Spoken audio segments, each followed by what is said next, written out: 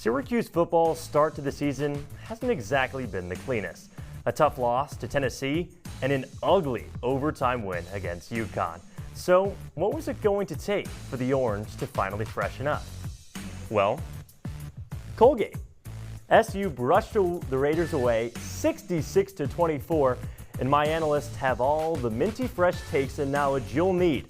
We'll break down the big plays, the bright spots, and also where the Qs still need to polish up a little. Orange Press Pass starts right now.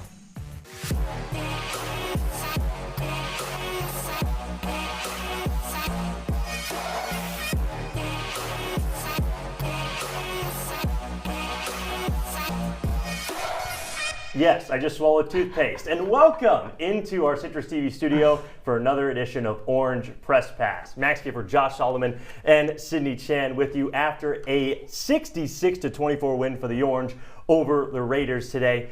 And I mean, wow, what a win for Syracuse after a tough start to this season, to say the least, despite the Orange being 1-1. But Josh, what were your first thoughts after a win, all things considered, against an FCS opponent? Yeah, absolutely, Max. Now, everything I feel like we say, we have to take it with a grain of salt because of what you just mentioned, that it was against an FCS opponent, Sydney. However, this O-line looked really good tonight. You talk about 9 sacks over the first 2 games for Syracuse, 5 that they took against Tennessee, 4 against UConn. But tonight, a nice goose egg, 0. Steve Angeli, we saw him succeed again with the passing yards tonight, over 400. We're going to talk about him a lot tonight, but the running back, Will Nixon, the starter, because Yasin Willis was out, he did very well too.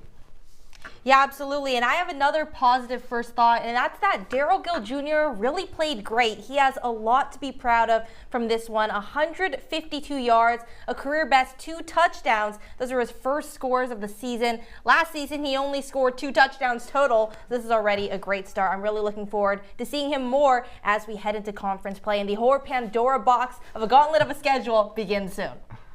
And it's been a lot of negatives so far through this point of the season, but plenty of positives from Sydney and Josh, and plenty of positives to take away from this game today. Let's show you how this one broke down inside the dome. It's a whiteout in the dome, but Colgate's wearing the white uniforms? Oh, well, I guess that's not a big deal. But Syracuse getting points, that's a big deal. Early on, too, Steve Angeli linking up with Justice Ross Simmons, 26 yards to the house to put SU up 7-0. And the scoring would just continue from there, but also SU's defense was holding strong as well. How about an interception from Raheem Long Jr.? Get up, big man.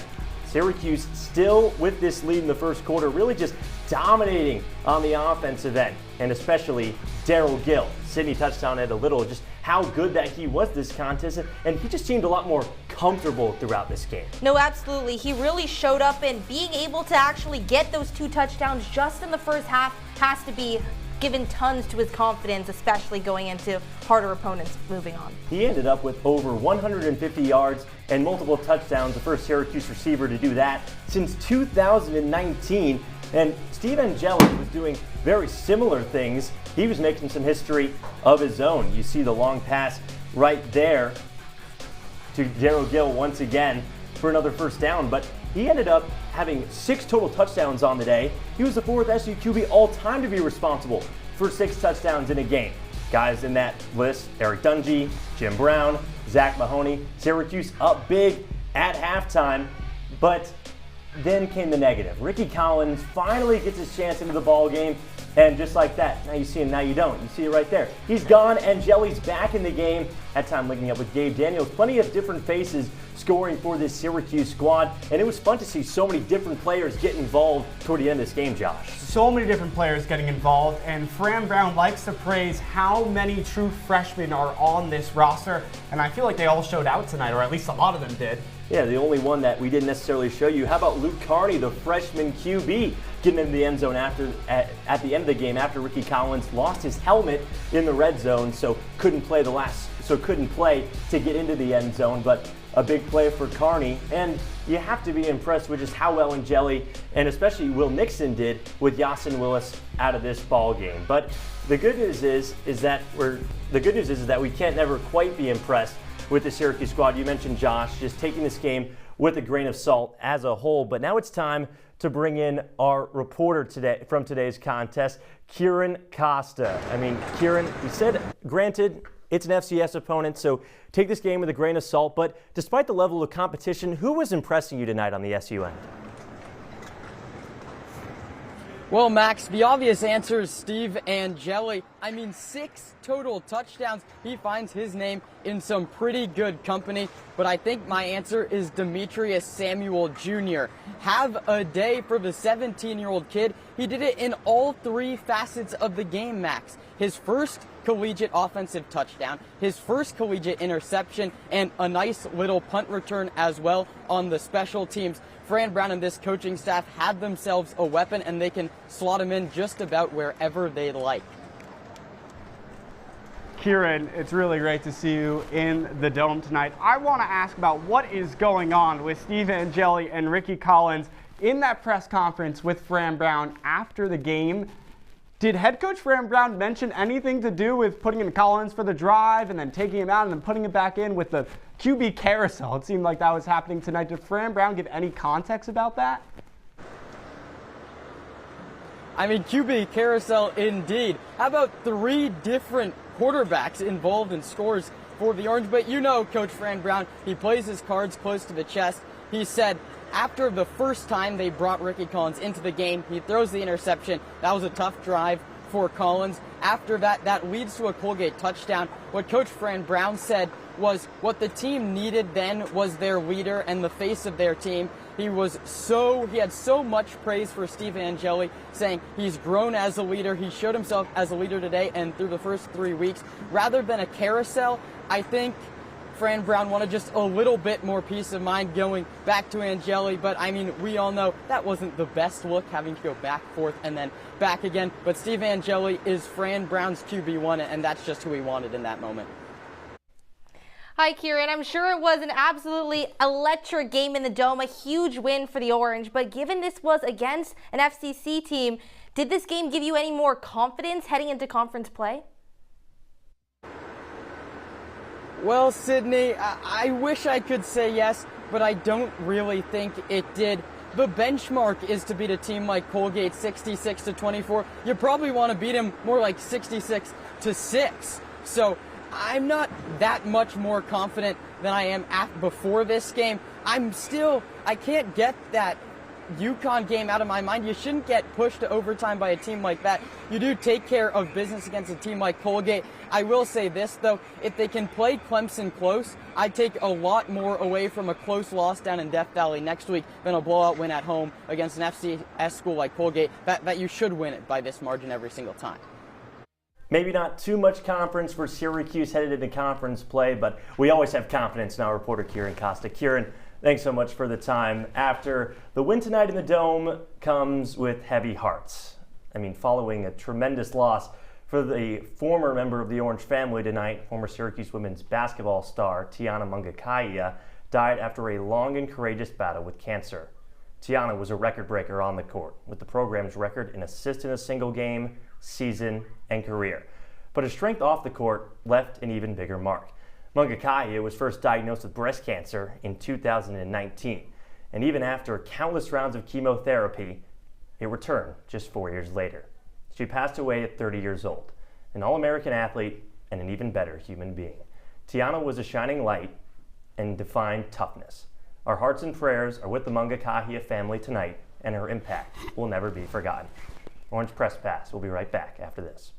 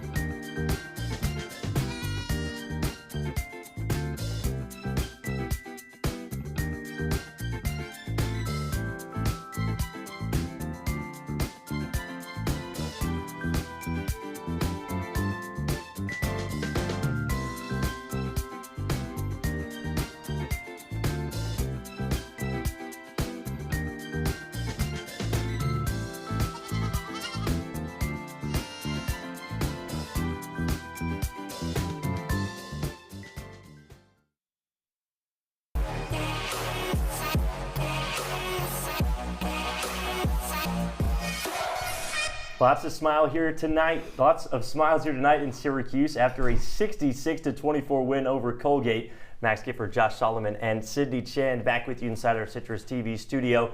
Guys, there's been plenty of action here in the Dome tonight, but plenty of action around the hill as well. I mean, plenty of teams in action, particularly you look in the bottom left corner. Josh, your former B team, the volleyball team, fallen to Colgate tonight. So I guess one team comes out victorious, one not necessarily.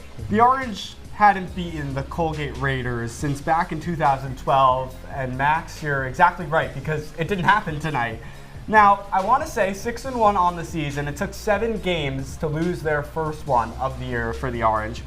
But I'm not trying to say anything. When I was the beat reporter last year, that team went 12-0 undefeated in non-conference play. So all I'm saying, shout out Ryan Croak, our CitrusTV volleyball beat reporter this season, but I don't know. All I'm saying, the team last year looked pretty good. Well, I'll tell you what we really need is the Sydney Chan hex, because she has propelled this field hockey team to new heights. Top 5 in the country for the first time since 2017. And how about a 1-0 win over another top 12 team in Princeton? You said it, Max. 5 seems to be the lucky number for this SU squad.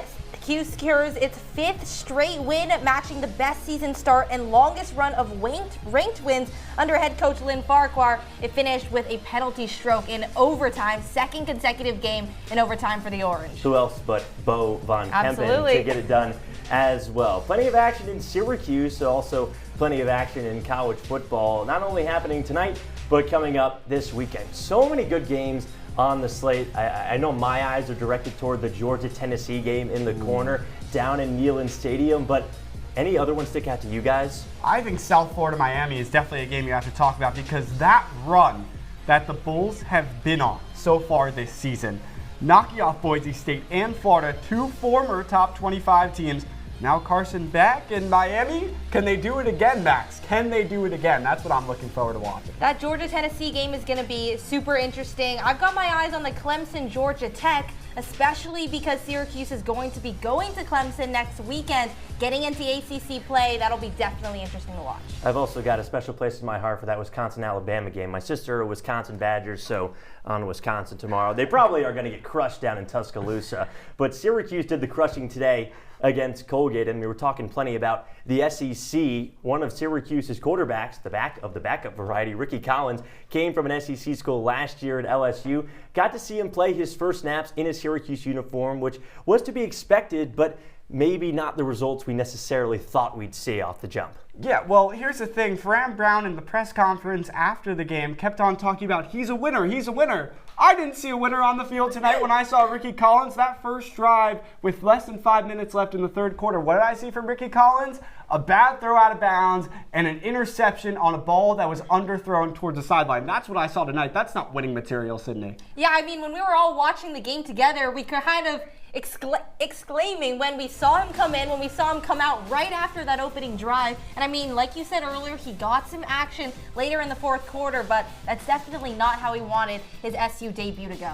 And maybe it's a little bit of first game jitters with Ricky Collins. Perhaps. You can't necessarily blame the guy that he's been sitting on the bench for pretty much the entirety of this season so far, and then kind of getting thrown into the fire. Now, I'm sure he had plenty of time to warm up, but still, again, Collins got a lot better the second time he came in after throwing that interception to Tatum Johnson. The other big story coming into this game, the first one being if Collins would get playing time over Angeli, it's that Will Nixon was taking over the tailback position for Yasin Willis, who is out this game with at least an injury. Don't know if he'll be back next week or not. I like the kind of quotes there, Matt. At least injury. At least out for now, at least sitting out for this game. But I know personally I was pretty impressed with what Will Nixon did on the field, especially just kind of grounded and pounded and gained in 2 or 3 yards every single time he got the ball. No, absolutely. 66 yards on 12 carries, averaging about 6 yards a carry, which is pretty good. Like you were saying earlier, especially not having started in that last game, getting a lot more action, and yeah, he impressed me. I think Will Nixon tonight, now, again, we just did those air quotes with Yasin Willis' injury. I think he was basically a healthy scratch tonight. If it was like Tennessee week 1 or this ACC loaded schedule coming up, he would have played. Only 12 rushes, but averaged 6 yards per carry. I think it was a great night for the running back, but, and it's a big but, he did have that fumble early on. I think that's definitely something to note. It's something that Fran Brown said after the game that he honestly forgot about, and then he talked to him about it a little bit at halftime. Well, I mean, just look at the comparison between Nixon this entire season compared to the Colgate game today. Now that I know the first 2 games were a little weird in terms of rushing because Syracuse only seemed to run the ball in game 1 against Tennessee. Yeah, but in the second game, they tended to not run the ball as much. I mean, that's why Angeli had over 40 to 50 passes. Now, I know you gave plenty of credit to the offensive line, but you have to give plenty of credit to Syracuse's defensive line and just the defense as a whole. We heard Kiran talk about Demetrius Samuel Jr. and what he did, but it was good. Finally fun to see Syracuse's defense get into a little bit of a groove. Absolutely. I mean, watching Syracuse's defense tonight, and I have to talk about Demetrius Samuel. I know that's exactly what Kiran touched on, but the 17-year-old who we've heard all about so far to start the season tonight had that breakout game. 5 tackles, 3 pass breakups, an interception in the end zone as well to save a touchdown. But I said on back-to-back questions, there's a bounce back here, and not in a positive light. Something else to touch on is just 2 sacks for SU's D-line that Max talked about. And SU gave up 21 second-half points against an FCS team, Sydney. Absolutely, and giving up over 300 passing yards, over 100 rushing yards. That's not what you want to do against a team like Colgate, an FCS team, especially when you need to be bolstering that defense and going against these really physical opponents in the ACC. Sydney, look at that. They allowed more passing yards against an FCS team in Colgate tonight. And 3 turnovers. Than they did against UConn. I mean, how are you allowing more passing yards against this squad than you did last week? It doesn't make sense to me. No. So it doesn't sound like Josh is convinced that we should give the OPP player of the game to the defense, but maybe we should give it to someone that Sydney already mentioned that played great. And he was so great that we're giving him the Orange Press Pass player of the game. That's right. I'm talking about Darrell Gill Jr. Making some history himself, mentioned that just the first SU receiver with 150 yards and 2 touchdowns since 2019. I mean, just look at this stat line. 6 receptions for over 150 yards as well. Both of those touchdowns were in the first half. Steve Angeli and him just had a special connection today. It's been fun to see how Gill has really gotten involved in the receiving corps after replacing such prominent names last year with Jackson Meeks and Aronde Gadsden in the fold. And we'll see how Gill adjusts to conference play, but he seems to be just an absolute wizard in these non-conference games. You go not only to this contest against Colgate, you go last year to the bowl game against Washington State and the UConn regular season contest a season ago as well. But we're not done talking about Gill and this Syracuse squad just yet. Still plenty more coverage on Orange Press Pass. We'll play a little bit of this or that with my crew and tell you the turning point in this one when we return.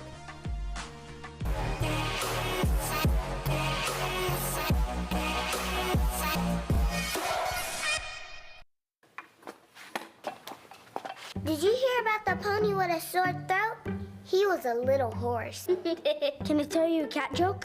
Just kidding. Why couldn't the Why was the basketball court all wet? Why? Because the players kept dribbling all over it. Where did cats go on vacation? New York.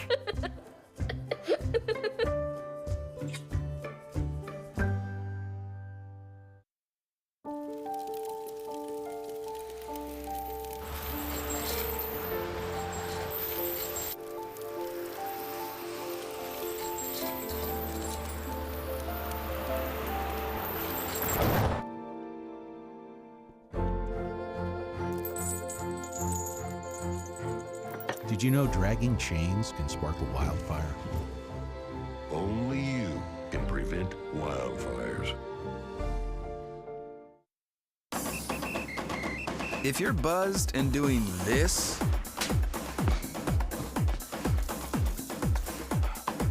to make yourself feel okay to drive, CWX.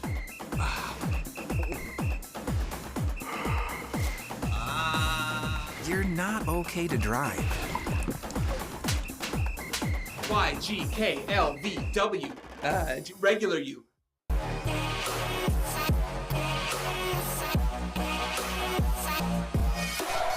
Syracuse football victorious by 42 points today, 66-24 over Colgate. So welcome you back to Orange Press Pass. Max Gifford, Josh Solomon, and Sydney Chan playing a little bit of this or that, trying to make you guys debate a little. I know you guys were already a little bit outraged with what the Syracuse defense did today, but we'll stay on the offensive end for our first question because we mentioned Yasin Willis, that healthy scratch, not playing today. Will Nixon taking over the primary halfback position. But after this game, are you convinced on maybe Will Nixon getting some more of these carries, or do you still want Willis getting the rock more? I'm very interested with that healthy scratch, quote unquote, on how that's going to work. But I think Will Nixon deserves more carries after tonight. Again, it was a small sample size, Sydney. We talked about it a little bit earlier. Only 12 carries, but averaging about 6 yards per rush is pretty good. 5'11" that Will Nixon is. And what we saw in this game tonight, he bounced off those tackles. He gave that extra effort that I think he has a little bit of an edge over Yasin Willis. Yasin Willis, the taller back, he's a couple inches taller than him. You know what Will Nixon reminds me of? There was a guy that was in the college football playoffs last season that plays for my New York Giants. Cam Scataboo. They're the exact same height, similar weight, and that similar play style, just bouncing off tackles is what I see from Will Nixon. I'm picking him. I wouldn't say that. I mean, I know we have a small sample size for both players, but I'm going with Yasin Willis. I still think that his show up and show out personality and his amazing debut as a starter against Tennessee was awesome. He became the first touchdown in the first player in over 2 decades to rush for over 3 touchdowns in the season opener, which was awesome. He really showed his head down rush mentality, and I think he's going to be great if we give him the rock more. I mean, granted, he's alive and healthy, but yeah.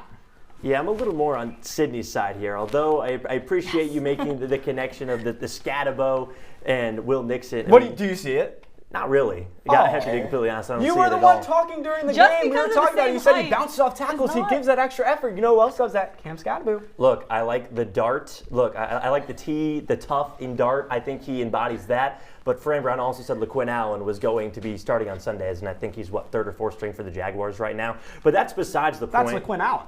I know, it's what I'm talking about. Will Nixon's the backup. LaQuinn Allen was the starter. Another guy who's the backup is Ricky Collins. Finally got to see him play in an orange uniform today. Took us maybe a while to get to him. Finally later in that 3rd quarter, finally spelling Angeli before he went back in and then Collins went back out. But from the small sample size you saw of Ricky Collins, are you convinced maybe he could be a force to be reckoned with come conference play? Should Angeli struggle? I mean, we talked about Ricky Collins earlier, and I don't know, from that first drive when he came in throwing that interception, that really underthrown ball to the sideline, and then also that incomplete pass right before it was not great either. You see on your screen right now the rushing abilities and scrambling out of the pocket. Maybe that's what he was going to show in the SEC, but then he transferred to Syracuse for a reason to start. And Fran Brown said he was going to start before switching to Angeli, and right now, I think he made the right decision. I really don't. I'm going to disagree with you on this one again. And I really do think that because this was such a dominant showing, this was the time for Ricky Collins to get his reps. It was low risk, high reward. And again, yes, he may have had not as good of an opening drive. He got taken out right after, but once he came back in the 4th quarter, he felt a lot more poised. He reached Gabe Daniels, scored him his first touchdown in an This is garbage time against Colgate, Sydney. Right, exactly. Yeah, That's exactly my point. Do you want him to be starting in the first place against a more powerful opponent? I don't.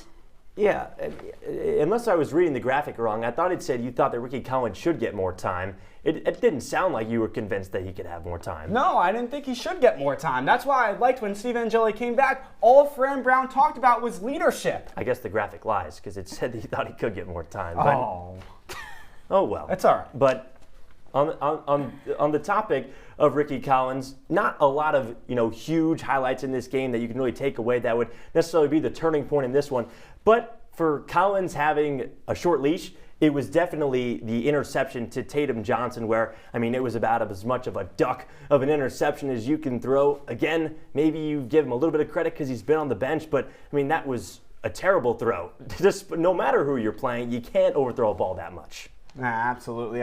Certainly the turning point of the game. And I think that if you're talking about how this game played out, with Colgate scoring the second half, the amount of points that they did with 21, Syracuse just has to do better.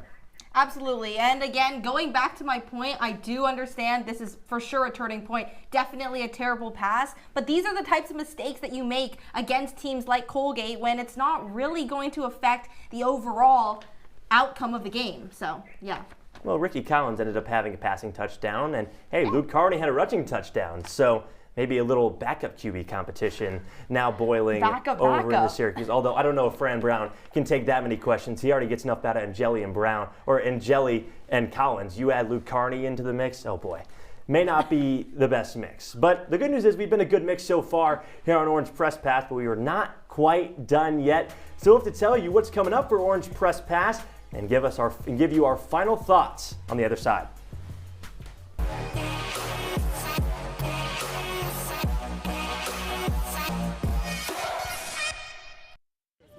Leaving hot coals improperly extinguished can cause a wildfire. Hey guys, it's Smokey! It looks as if Smokey is going to use the drown, stir, drown and feel technique. After the first drown, a good start. Next, another drink. And finally, a close feel. Is it cool? Okay. Yeah. Hey Smokey, catch! Oh, my bad, Smokey. Only you can prevent wildfires.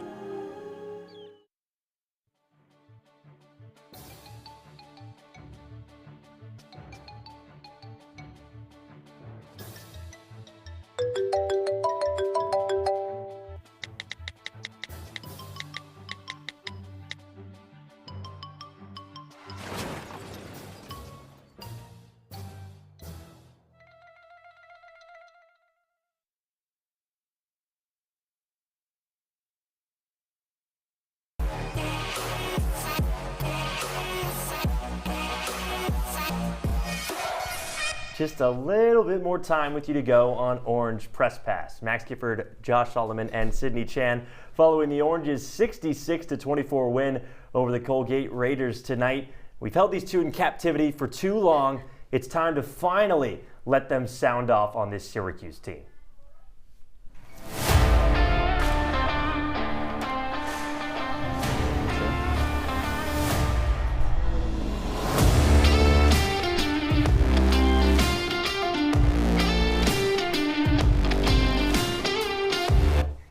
Syracuse fans, I know you watched a great game tonight.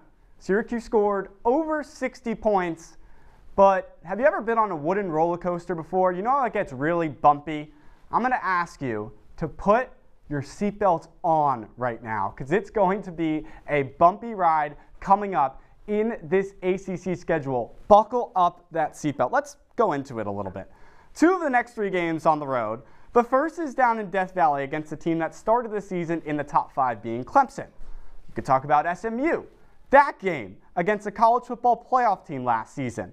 A Georgia Tech team that when you've played them down to Atlanta, you're 0-3. And how about to end the season? Top 10 teams in Miami and Notre Dame. Both of those are on the road. So have fun tonight. Enjoy it. Enjoy the rest of your weekend of college football. But in weeks to come, I'm going to ask you with this ACC schedule to please buckle up.